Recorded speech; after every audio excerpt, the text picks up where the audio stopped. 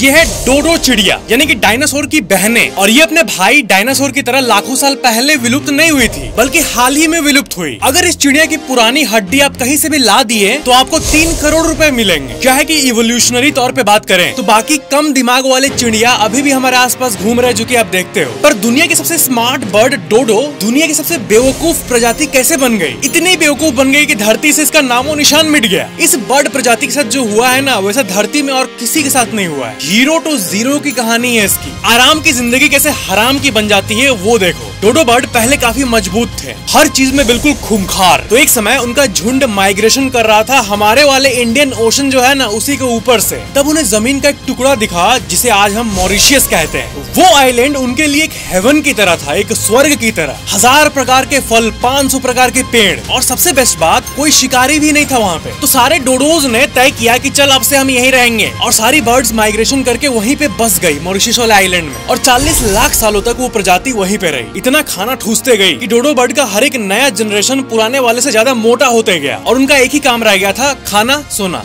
खाना सोना, खाना सोना। और कई सालों बाद वो अपना उड़ने का क्षमता भी खो दिए। चिड़िया होके उड़ने का क्षमता खो दिए। वाह, इतना लेजी हो गए। और शिकारी क्या होता है यही भूल गए। उड़ने की क्षमता खोने के चलते अब वो नए जगह पर माइग्रेट भी नहीं कर सकते थे। धीरे धीरे इन डोडो का हर एक जेनरेशन पुराने वाले से ज्यादा डम्ब होता गया। वो लेजी स्पीसीज फिर भी ठीक ठाक जी रही थी। पर 1600 के समय उस आइलैंड में आगमन हुआ धरती की सबसे खतरनाक स्पीसीज का। कौन? इंसान।